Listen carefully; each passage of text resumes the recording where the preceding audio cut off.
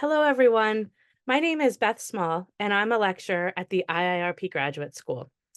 And I'm here with a few others to talk to you about the IIRP Impact Scholarship. The Impact Scholarship provides full tuition for new graduate students interested in pursuing a master's degree or a master's degree plus thesis in restorative practices who demonstrate promise for greatly impacting their community.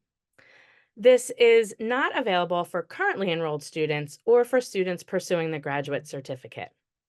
The Impact Scholarship is a competitive scholarship based on 3 criteria: the ability to make an impact based on your commitment to influence within your community, the community you seek to serve faces hardship, experiences high needs, and/or has historical disadvantages, and lastly, demonstrate and express financial need to pursue your studies at the IIRP Graduate School. So first, I would like to introduce Cavan Mulligan, Admissions and Recruitment Advisor. So the first step in the Impact Scholarship timeline is that your application for admission to the degree program is due on June 1st. At that point, I will receive a notification that you have applied, and I will start checking in weekly to make sure that you know what documents we have and what documents I still need to collect. And all of those supporting degree application documents are due in your portal by July 31st. On September 2nd, we will notify you through a phone call and through email of your admission status to the degree program. On October 1st, newly admitted students will submit your scholarship application for the Impact Scholarship. On October 15th, those recipients will be notified by phone and by email. And you will have until November 1st to respond to accept or decline the scholarship. And then November 15th is the final date in the timeline. That is when you will enroll in spring courses. And you will have the support of my colleague, Kristen Weber, and a faculty advisor when you're enrolling in your courses. Thank you so much, Cavan. You're welcome. I would now like to introduce one of last year's Impact Scholarship recipients to share a little bit about their experience applying for and receiving the scholarship. So I'd like to welcome Amanda Whittington from North Carolina here in the United States. Hi, Amanda, how are you? Hi, I'm doing great. Happy to be here. Thank you. Could you tell us a little bit or share a little bit with us what attracted you to the IIRP and the Impact Scholarship? Definitely. I found the IARP by happenstance. I was actually looking for professional development for my staff, and I was trying to help everybody who wanted to create a safe and creative environment and help instill some restorative practices in our nonprofit, but we just didn't know where to start. So we were going through that process, and I realized they had a graduate school, and I'd been trying to get into graduate school, but I wasn't finding a program that was like for me. And I was like, oh, this is it. This is for me. But I knew working as a teacher, funding a nonprofit with any extra funds I had, I just couldn't do it. And we were doing so much good work. And I was like, well, this is a scholarship. If this is meant for me, it's meant for me. And I put my all into the scholarship and wrote my heart out. And I'm here today. So it's definitely an opportunity for me to learn the things that I really wanted to learn to help my scholars, help our nonprofit, and help our community. Great, thanks, Amanda. Do you have any tips to share with potential students about the application process? Don't let the writing get in your way. I think a lot of times we're like, how do we write about ourselves? Just pour it out on the paper, be your honest, true self, and talk from the heart, talk from experience, and then go back and fill in the pieces where you need to. But just be yourself, be open, and don't be afraid of the writing. It's amazing. Thanks. And last question, how has receiving the scholarship impacted you personally and/or professionally? Being in the program has changed the way that I have worked with staff members, how I've had conversations. It's changed our staff meetings. Every conversation that I have now is from a restorative lens, and I'm able to do that without the weight of financial burden on my back and on my staff's back or my nonprofit's back. I'm able to do that knowing that I can help people more, I can serve people more, but also I don't have to worry about that coming out of funding in other places. So I'm just happy to be here and honored for this opportunity. Great. Thank you so much, Amanda. I appreciate you joining us tonight. Thank you for having me. So next, I would like to welcome Sarah Kyle from Queensland, Australia. Hi, how you going? I'm good. How are you? I'm really well, thank you. Thanks for having me.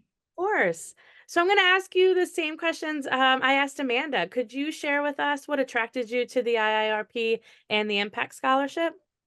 So I guess for me, I am currently working as a restorative practice coordinator in a youth detention centre in Queensland. So part of my role is I do a 2-day restorative practice training with new staff members. And one of the videos that I do play is the IIRP's what are restorative practices. And at the end, it always talks about the graduate programs. And I used to always think like, oh my gosh, that would be so amazing to do, but not really within my reach in terms of you guys are in America, I'm in Australia, and then barriers to do with obviously finance.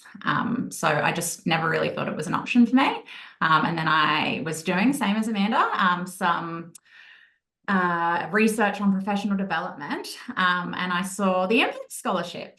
And so, yeah, then sort of started the process of looking at if it was something that I'd be able to do. And then I got together my application, applied, and was successful. Great, thank you. And again, what was your experience applying for the degree and scholarship as an international student? And do you have any tips to share with potential students, especially those applying from outside the US? The whole process is actually, to quote my 4-year-old, easy peasy lemon squeezy. It was really step by step. Everyone that I had contact with, like from asking some questions originally, to then talking to, I've written down a list of stuff. There's like Kristen, and then I talked to Jamie and Frida. I've talked to so many different people, and they've all been so helpful and supportive. So it was actually quite easy, if like not saying that it's not challenging writing that essay, but it was really supportive. And so I'm really pleased that I did I guess overcome the barrier of thinking like, oh, maybe it's not an option for me because of the things that I mentioned before. So yeah, quite an easy process, but super supportive the whole way. Wonderful. And then lastly, how has receiving the scholarship impacted you either personally and or professionally? For me personally, it's shown that I can do pretty much anything that I want to if I put my mind to it and put the time and effort in.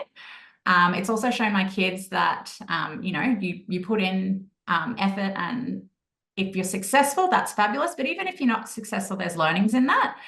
So for me personally, there have been a lot of impacts. Professionally, because I'm currently working in a restorative practice role, professionally, it aligns my work practice over the last 12 years.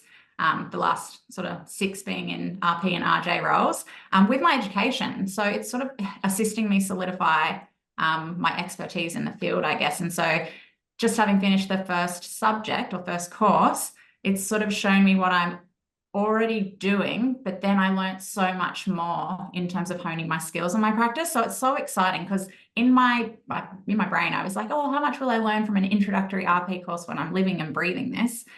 But it was like mind-blowing, like putting names to things that didn't really have a name, like in terms of having agency. Like for me, I'm just like, oh, young people having a say in their own day. There's like actually a name for things. And so it's really been such an amazing experience for me to put everything together. So yes, so thankful to the IIRP. Great. Wonderful. Thank you so much, Sarah. Thank you. Great. And lastly, Cavan, I'd love to invite you back and ask you to share some next steps for potential students who are interested in applying for the scholarship. So the first step that I would recommend is to call me or send me an email through the contact information that you see on the screen.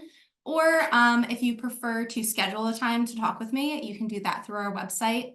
That way we can really go over any specific questions that you have about the program, make sure that you understand all of the requirements and things like that. And then I can also send you links to the website and any forms that you will need. And then after we have a chance to connect, you will create a student portal account. It should only take you a few minutes. It's just some information to fill out on the screen. And then after that, you will submit an application for the Master of Science under the Apply tab of your student portal. And then after you have your application through, you will need to collect all of your supporting documents. So those are a resume or CV, a 1 to 2 page personal statement, and 3 letters of recommendation with the graduate school recommendation form attached. And like I said, I will send you all of those forms and links to those so you know exactly where they are. Your next step will to be if you have completed your undergraduate or graduate degree outside of the United States, your transcripts and academic credentials will need to be evaluated on a course-by-course basis by an organization approved by the National Association of Credential Evaluation Services. There's a few different organizations available, so make sure you go through the website and see which one works best for you. And then you'll also need to submit English language test scores. So we accept scores from the test of English as a foreign language, the Duolingo English test, or the International English Language Testing System. The scores must be no more than 2 years old, and they must be submitted directly from the testing agency to the IIRP. And if you received your degree in one of the countries that are listed on the screen right now, you do not need to submit an English test. But if you do not see the country where you got your degree on that list, you will have to submit a test. So those are all the steps that I have. Like I said, I would really recommend reaching out to me personally first, just so we can make sure that you are set up for success in your application. Great. Thank you so much, Cavan. So thank you all for being here with us tonight. And thank you, those of you who've been watching us here. And again, if you have any questions, please don't hesitate to reach out. So thank you all and have a wonderful day. Thank you so much. Thank you.